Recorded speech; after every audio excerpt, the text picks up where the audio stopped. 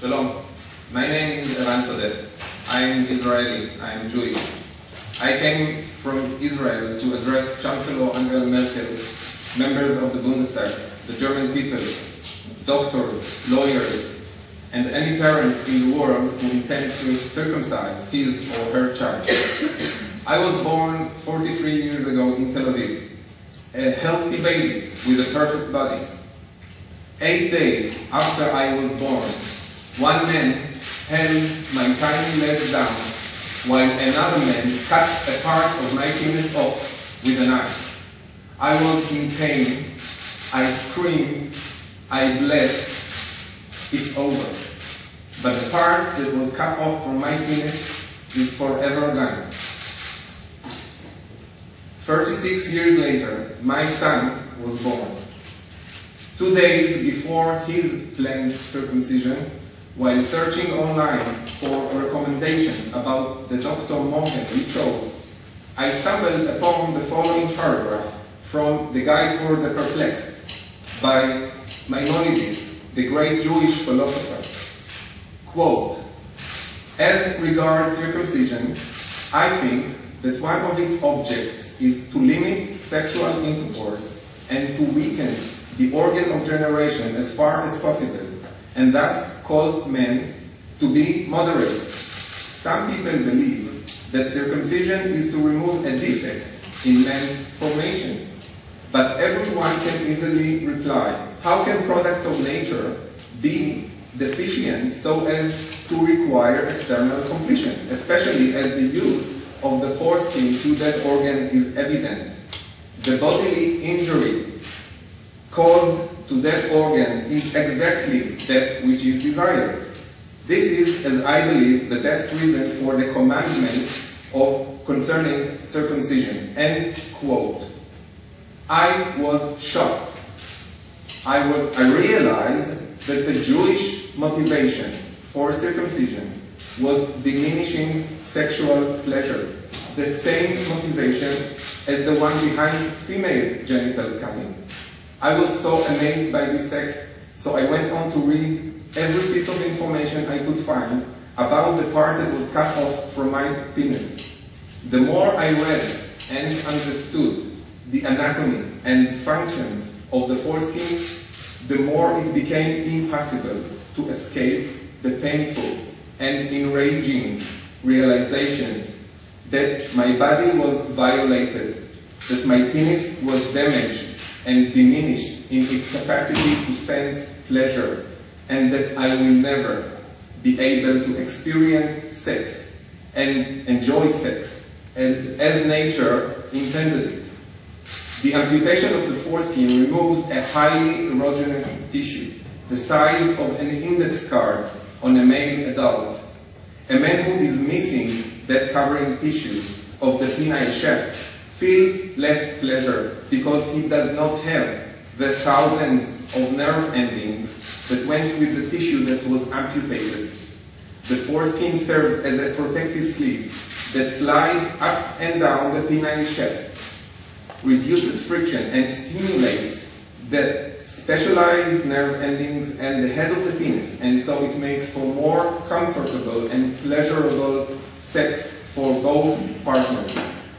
I went on to read with disgust a description of the Jewish ritual circumcision, including the peri'ah, which is scraping the remaining inner lining of the foreskin from the glands, done with the fingers of the mohel, which he elongates and sharpens especially for that task.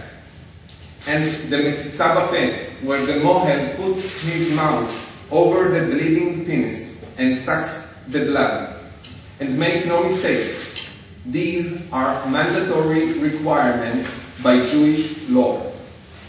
I found reports showing that in Israel alone, hundreds of baby boys are rushed every year to emergency rooms and operating rooms to treat complications following the amputation of the foreskin. I learned that studies show that the pain suffered by babies during circumcision is traumatic and adversely affects his reaction to pain later in life, and I read testimonies by mothers about the screaming of their boys during the healing period when the open circumcision wound comes in contact with urine. I also learned, and that was very reassuring, that Jews in Israel and all over the world, in ever-growing numbers, choose to leave their sons intact. Thanks to all the information that was revealed to me that day, my wife and I also decided to leave our son intact, so I called the Dr. Mohel and canceled the scheduled circumcision. As you can see, circumcision is nothing but a euphemism for forcibly amputating a healthy body part of a helpless child, causing irreversible bodily damage and pain, and putting the child at risk. All this in the name of religion and tradition.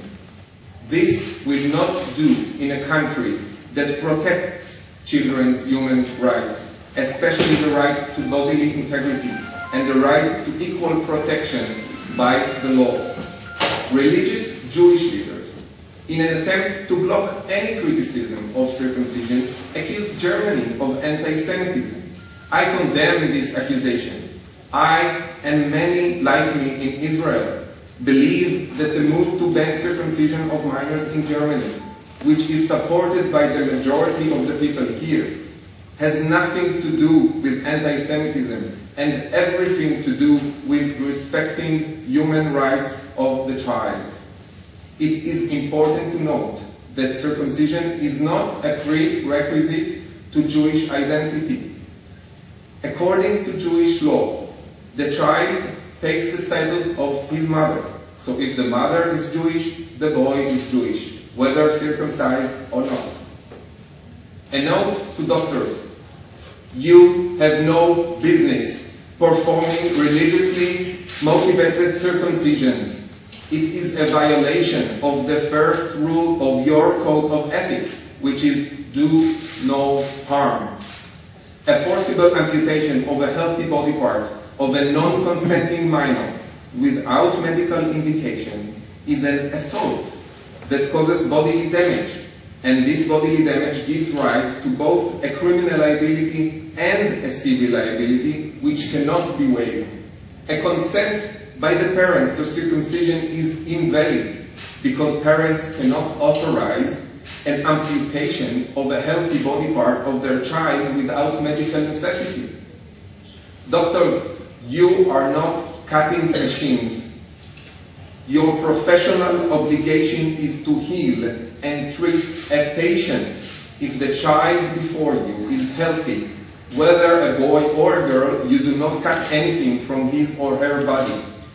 The only legal and ethical way out of this conflict of rights is postponing circumcision to an age when a person can legally consent to amputate a part of his penis. My body, my choice. This solution does limit the freedom of religion, but it is only temporary. If, however, you forcibly amputate the foreskin of a child when he is a minor and cannot give consent, you trump his right to bodily integrity forever. I subscribe to the petition issued by the Deutsche Kinderhilfe to allow for a public and legal and medical debate before any legislation that violates constitutional rights of children to bodily integrity and equal protection is passed by the Bundestag. Chancellor Angela Merkel, the movement to eradicate forced circumcision of minors is a global movement. All over the world, men like myself who are hurt by the amputation of their foreskin, mothers and fathers who against their will hurt their children because of religion and tradition and social pressure to conform, parents who are brave enough not to conform, scholars from every discipline, and ordinary people who are appalled by this harmful and painful and immoral practice. They all have their eyes on you, on Germany, to take the lead in protecting children's human rights. I will now say a few words in Hebrew. אני פונה אליכם, יהודים בגרמניה, בישראל ובכל מקום בעולם. לימדו על יתרונות איבר המין השלם. לימדו על חסרונות איבר המין החתוך והצטרפו לתנועה הבלתי ניתנת לעצירה, ההולכת וגדלה, של רבבות יהודים שמקבלים את פניהם לעולם מבלי לפגוע בשלמות גופם, מבלי להכתיב להם ומבלי לסכן את שלומם. תכלה שנה בקללותיה, תחל שנה בברכותיה. שנה טובה.